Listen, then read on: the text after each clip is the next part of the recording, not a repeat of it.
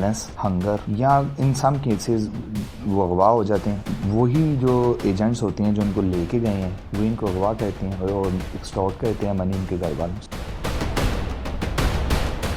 इधर से उनके वालिदैन जो है उन्होंने पेमेंट क्लियर नहीं की होती तो एजेंट जो है वो उन्हें रास्ते में छोड़ देते हैं। वहाँ पर वो कुर्दों के हाथ लग जाते हैं, तशद्दुद का निशाना बनाकर उनकी वीडियोस भेजते हैं और बदरिया हवाला पैसे मंगवाने की कोशिश करते हैं।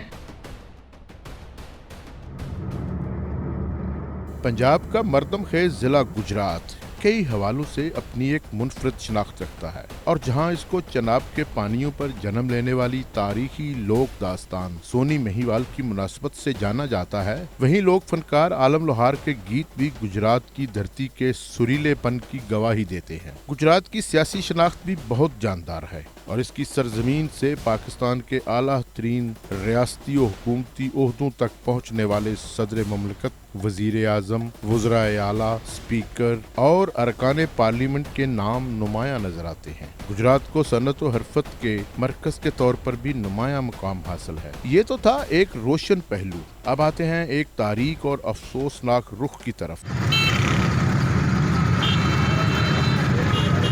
जो न सिर्फ पाकिस्तान के बैनुल-अक़वामी तसव्वुर को धुंधला रहा है बल्कि हमारे हजारों नौजवानों की जिंदगियों के साथ भी खेल रहा है, और ये है गैर कानूनी इंसानी स्मगलिंग। गैर कानूनी इंसानी स्मगलिंग में गुजरात की सरजमीन से ताल्लुक रखने वाले इंसानी स्मगलरों और एजेंटों ने हजारों पाकिस्तानी नौजवानों के मुस्तकबिल और जिंदगियों के साथ खिलवाड़ किया है। टॉक शोज पाकिस्तान गुजरात में इंसानी स्मगलिंग के धंधे, इससे जुड़े किरदारों, शिकार हुए खानदानों और FIA के जिम्मेदारों को सामने ला रहा है। फेडरल इन्वेस्टिगेशन अथॉरिटी FIA कानूनी तौर पर इंसानी स्मगलिंग के धंधे की रोकथाम के लिए मैंडेट दिया गया है और गैर कानूनी तौर पर मुल्क से बाहर जाने के तमाम रास्तों और इम्कानात की रोकथाम FIA की जिम्मेदारी है। लेकिन बदकिस्मती से ना तो गैर कानूनी तर्क वतन करने वालों को मुकम्मल तौर पर रोक देने में FIA कामयाब हुई है और ना ही अवाम इस गैर कानूनी रास्ते को तर्क करने में संजीदा नजर आते हैं।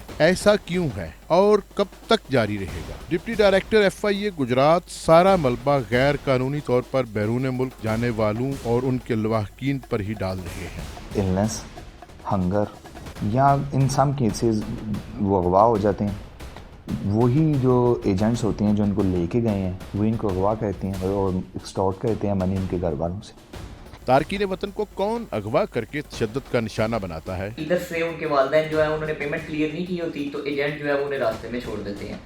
उस वजह से वहाँ पर वो कुर्दों के हाथ लग जाते हैं। उन्होंने वहाँ पर बॉर्डर के ऊपर अपनी सेफ हाउसेस बनाए होते हैं, वो वहाँ पर ले जाकर उन्हें तशद्दुद करते हैं, तशद्दुद का निशाना बनाकर उनकी वीडियोस भेजते हैं और बदरिया हवाला पैसे मंगवाने की कोशिश करते हैं। मोस्ट ऑफ द केसेस जो लोग गए होते हैं इलीगल वे से, वो विलिंगली एंड नोइंगली उन्होंने इलीगल वे इख्तियार किया होता है और जो जब वो वापस आते हैं तो बजाय इसके कि वो पहले हमें अप्रोच करें, वो पहले अपने उस एजेंट को या सब एजेंट को या उसके थर्ड एजेंट को अप्रोच करते हैं जिसके थ्रू वो वहाँ गए होते हैं। उनकी कोशिश होती है कि हमें पैसे मिल जाएं।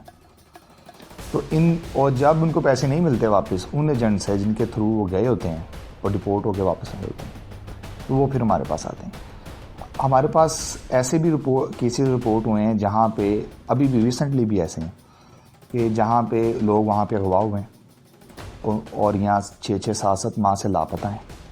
अभी कल मेरे पास एक बुज़ुर्ग आए थे, वो बता रहे थे कि मेरे 6 माह से बेटा लापता है और हमने उनकी इंक्वायरी की है, उनके वाकई उनका बेटा लापता है, उस पर हम एक्शन करेंगे। उन्होंने नाम लिए और उन्होंने नाम बताए हैं कि हमने फ़लाने बंदे को पैसे दिए।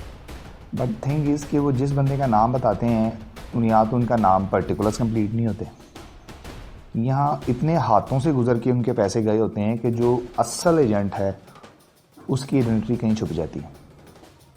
तो ये कुछ मतलब वजूहात हैं जिनकी वजह से अंडर रिपोर्टिंग होती है और जिनकी वजह से ये जो असल बड़े एजेंट है, बड़े एजेंट ज़्यादा नहीं होंगे, वो बहुत थोड़े हैं, 20-25 होंगे। जो छोटे एजेंट हैं वो दर्जनों के हिसाब से हैं। जिला गुजरात के लोग ही क्यों गैर कानूनी तौर पर मुल्क से बाहर जा रहे हैं? इंसानी स्मगलिंग का, ह्यूमन ट्रैफिकिंग का हब है गुजरात और हमारे पास जो 90% कंप्लेंट्स आलमोस्ट जो आती हैं वो ह्यूमन स्मगलिंग के हवाले से, ह्यूमन ट्रैफिकिंग के हवाले से ही आती हैं और हमारे पास जितने भी केसेस हैं और इंक्वायरीज अभी चालू हुई हैं वो इंसानी स्मगलिंग के हवाले से। और हमने पिछले चंद सालों में इसमें बहुत ज़्यादा जो हमारे थे ह्यूमन स्मगलर्स और एजेंट्स थे उनको अरेस्ट भी किया है, उनके ख़िलाफ़ उनको सज़ाएँ भी करवाने की कोशिश की है। तारकीन वतन की ज़्यादा अमवात किस तरह होती हैं? सबसे ज़्यादा जो अमवात होती हैं या तशद्दुद के वाक़यात हैं वो लैंड रूट के केस में है कि लोग यहाँ से लैंड रूट के थ्रू इलीगली बॉर्डर पाकिस्तान का भी क्रॉस करते हैं।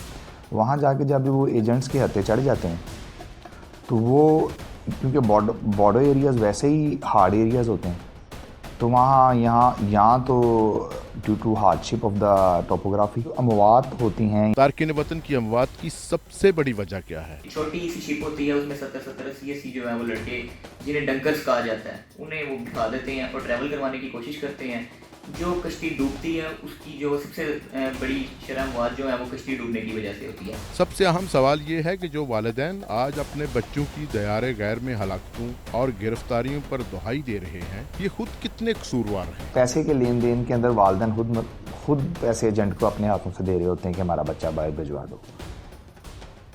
तो ये, जैसे मैंने कहा, ये शऊर की बात है। बस उनको एक ख्वाब अच्छा ये दिखाना है कि जो पाकिस्तान के अंदर अगर आप मेहनत करेंगे, कारोबार करेंगे, कोशिश करेंगे, तो आपको यहाँ पे बेहतर ज़िंदगी मिल जाएगी जीने के लिए, बजाय इसके कि आप अपनी ज़िंदगी को मुश्किल में डालें, ख़तरात में डालें और अल्लाह ना करे गवाह बैठें और पीछे आपके जो घर वाले हैं वो सारी उम्र का रोग लेके बैठें। गैर कानूनी तौर पर बाहर जाने के रुझान की असल वजूहात क्या है? वो सिर्फ अमीर होने के लिए, अच्छी ज़िंदगी के लिए ये ख्वाहिश के लेके वो बाहर का रुख करते हैं और मोस्टली लोग इल्लीगल तरीके से जाने की कोशिश करते हैं और वो फिर हादसात का शिकार होते हैं। FIA को जो केस रिपोर्ट किए जाते हैं वो हमेशा इल्तवा का शिकार रहते हैं, वजूहात क्या है? डिफरेंट किस्म के केसेस की नौयत मुख्तलिफ है। चले मैं आपको एक किस्म की समझाता हूँ। एक बंदा है, वो बाहर से डिपोर्ट होके आया, वो डिपोर्ट होकर जब हमारे पास एयरपोर्ट पर पहुँचा तो हमने उसको, he is obviously a victim, वो एक विक्टिम है। हमने उससे पूछा है कि आपने किसको पैसे दिए थे, आपका एजेंट कौन था। वो गिनती में, क्योंकि उसके पैसे एक हाथ से नहीं पहुँच रहे होते, वो गिनती में 4, 5, 6 एजेंट्स का नाम ले देता है। मोस्टली जो एजेंट्स होते हैं उनके सूडोनिम्स होते हैं, वो अपने असल नाम तो बताते ही नहीं हैं, उन्हें मुकम्मल कवायफ पता नहीं होते। अगर 5 एजेंट्स हैं तो उनको 1 या 2 एजेंट्स के मुकम्मल कवायफ पता होंगे, बाकियों के कवायफ नहीं पता। और जब कवायफ नहीं पता तो हम उन एजेंट्स तक पहुंच नहीं पाते, ट्रेस आउट नहीं कर पाते, क्योंकि वो कवायफ एक या तो नामुकम्मल होते हैं या फ़र्ज़ी होते हैं। एक ये अल्तवा होने की है। दूसरी बात, जैसे मैंने बताया कि जो लोग जा रहे होते हैं, ये जब वापस आते हैं उनकी पहली प्रायोरिटी ये नहीं होती कि हम अपने एजेंट को सज़ा दिलवाएं। आमतौर पर एजेंटों के शिकार अफराद FIA से कब रब्ता करते हैं? जब उनको पैसे नहीं मिलते वापस, उन एजेंट से जिनके थ्रू वो गए होते हैं और रिपोर्ट होकर वापस तो वो फिर हमारे पास आते हैं। हमारे पास ऐसे भी केसेस रिपोर्ट हुए हैं जहाँ पे अभी भी रिसेंटली भी ऐसे कि जहाँ पे लोग वहाँ पे अगवा हुए और यहाँ 6-6, 7-7 माह से लापता है। अभी कल मेरे पास एक बुजुर्ग आए थे, वो बता रहे थे कि मेरे 6 माह से बेटा लापता है और हमने उनकी इंक्वायरी की है, उनके बाकी उनका बेटा लापता है, उस पर हम एक्शन करेंगे। उन्होंने नाम बताया कि हमने फलाने बंदे को पैसे दिए। डिप्टी डायरेक्टर FIA गुजरात कहते हैं, हम गैर कानूनी तौर पर बाहर जाने वालों को नहीं रोक सकते। जिस बंदे ने इरादा किया है कि मैंने जाना ही जाना है, उसको हम कैसे रोकें कि आप ना जाओ? ये तो एक अवेयरनेस है, ये तो लोगों को समझाने वाली बात है कि जो आप रास्ता इख्तियार कर रहे हैं, ये रास्ता बेसूद है, ये रास्ता ख़तरनाक है, जानलेवा है। ये तो अवेयरनेस की बात है। जैसे मैंने आपको बताया कि हम यहाँ से बसें चलती हैं towards Quetta and then Quetta से आगे वो तफ्तान जाएंगे cross. Everyone knows, even we knows. अब अगर हम एक बस रोकते हैं और बस में 100 लोग बैठे हैं एंड वी नो कि इट्स हेडिंग टुवर्ड्स कोयटा, उस वक्त तो कोई क्रिमिनल ऑफेंस नहीं किया उन्होंने, पहले हम कोयटा जा रहे हैं। उनमें से कोई भी मौके पे नहीं मानता कि हम तो आगे ईरान जाएंगे। इंसानी स्मगलर्स अक्सर सजा से बच जाते हैं, ऐसा क्यों होता है? ये जो लोग जा रहे होते हैं, जब वापस आते हैं उनकी पहली प्रायोरिटी ये नहीं होती कि हम अपने एजेंट को सजा दिलवाएं। उनकी पहली प्रायोरिटी ये होती है कि हमने जो पैसे दिए थे हमारा एजेंट हमें वापस कर दे। हम और इस तरह के बेशुमार केसेस हैं कि जब हम एक एजेंट पकड़ लेते हैं तो वो एजेंट इनको पैसे दे देता है, तो वो कोर्ट में जाके उस एजेंट के हक में बयान देंगे तो उसकी बेल हो जाएगी, पर्चा पेशा खारिज ना हो, ख़त्म ना हो, उसकी बेल हो जाएगी, ही विल रोम फ्री, और वो कल को फिर वो दूसरों को भी वर्क लाए। जिला गुजरात में कितने इश्तहारी हैं जो अभी तक गिरफ्तार नहीं हो सके और क्या वजह है कि वो गिरफ्तारी से बच जाते हैं? जो इश्तिहारी हैं उसका टैली अभी तक हमारे पास 300 ऑलमोस्ट 300 है जो इश्तिहारी चल रहे हैं। मोस्टली इश्तिहारी हमने गिरफ़्तार कर ली हैं, लेकिन जो इश्तिहारी गिरफ़्तार नहीं हुए उनकी रीज़न ये है कि उनके पर्टिकुलर्स जो हैं वो हमारे पास इनकम्प्लीट हैं। पर्टिकुलर्स इनकम्प्लीट इसलिए है कि कंप्लेनेंट जो है जब वो ये पेमेंट होती है तो वो कई हाथों से होकर एजेंटों के पास जो है वो पेमेंट जाती है। फाइनल एजेंट के कवाइफ कंप्लेनेंट यानी कि मुद्दई के पास बहुत कम होते हैं, और जिसकी वजह से हमारे पास उनको अरेस्ट करने के लिए कोई फिजिकल इंफॉर्मेशन नहीं होती। इस वजह से जो है वो उनकी अरेस्ट इंश्योर नहीं हो सकती। और कुछ इश्तिहारी ऐसे हैं जो नोटोरियस हैं, उनको अरेस्ट ना करने की वजह ये है कि वो पाकिस्तान छोड़े हुए उन्हें जो है वो काफ़ी टाइम हो गया और वो बैरून मुल्क हैं, लेकिन जो है वो हमारे रडार पर हैं।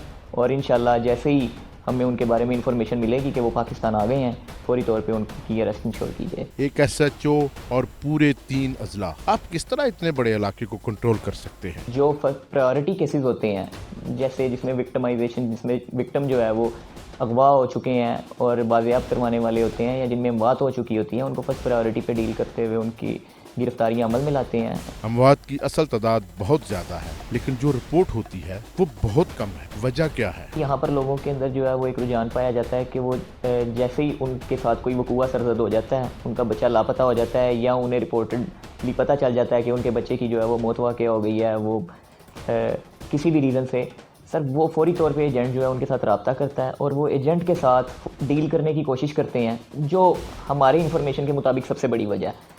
रिपोर्ट नहीं होते, हमें मैटर